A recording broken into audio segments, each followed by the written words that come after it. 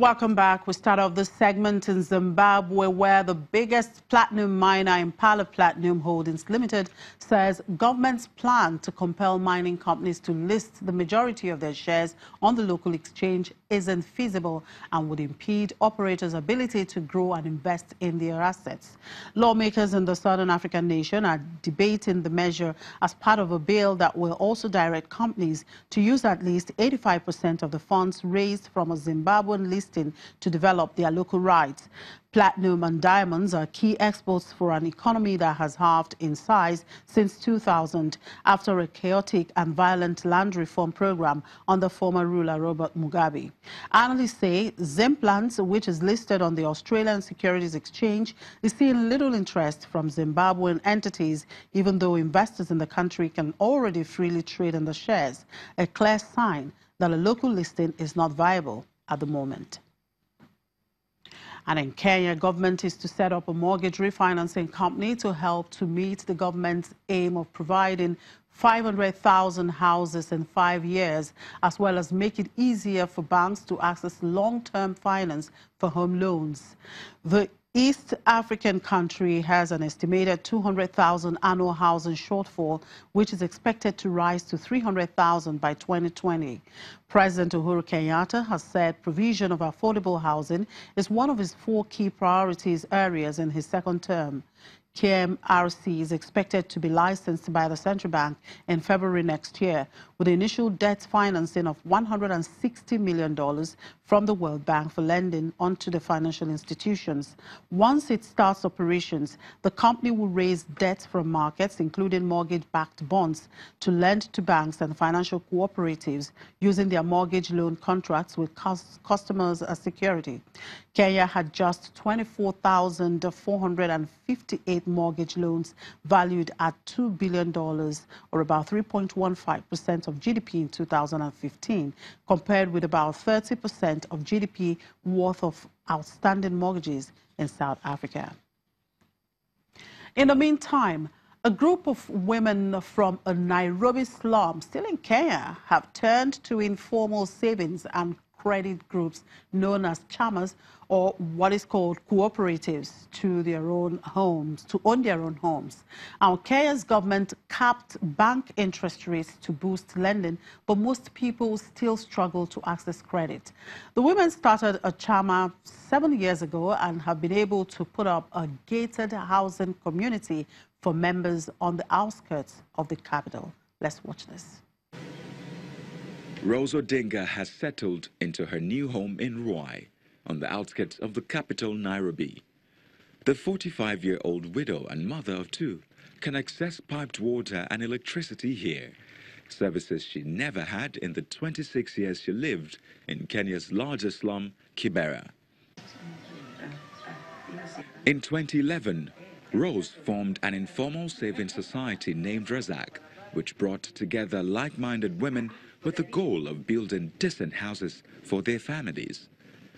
The women then partnered with Kenya's National Cooperative Housing Union, NACU, an umbrella body to more than 800 housing cooperatives, to construct houses for its members. Located 28 kilometers east of Nairobi's central business district on 15 acres of land, Razak Estate Phase 1 now comprises 136 low-income housing units. Since moving into her new house, Odinga, Razak's chairperson, says her life has greatly improved. You can plant vegetables and maize outside.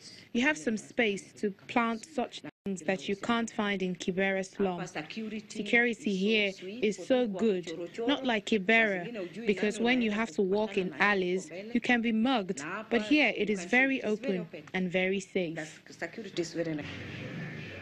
Razak requires members to save up a lump sum of about $3,000 to begin construction. Once granted a house, the member can move in and repay the outstanding balance of $10,000 via monthly payments on a reducing balance of about 7 years. Although Kenya's new constitution lists access to adequate housing as a right, most newly built homes target the middle and upper classes, leaving a wide gap in the low-income bracket. Kenya needs to build 2 million affordable city homes to meet its housing deficit and stem the growth of its sprawling slums, already home to 6 out of 10 urban households, according to World Bank. Kibera slum is home to around 250,000 people. Residents live in shacks, and access to water and electricity is a big problem. Farida Yakub Mohammed, a member of Razak living in Kibera, is currently saving up for a house. Our problems here include clean water, insecurity, and there is air pollution here. Our toilets are not good, and that's why we're working hard to save so we can be allocated houses by the Cooperative in the future. After a law capping interest rates was introduced in 2016, banks tightened credit conditions for housing loans to low-income persons with no credit history.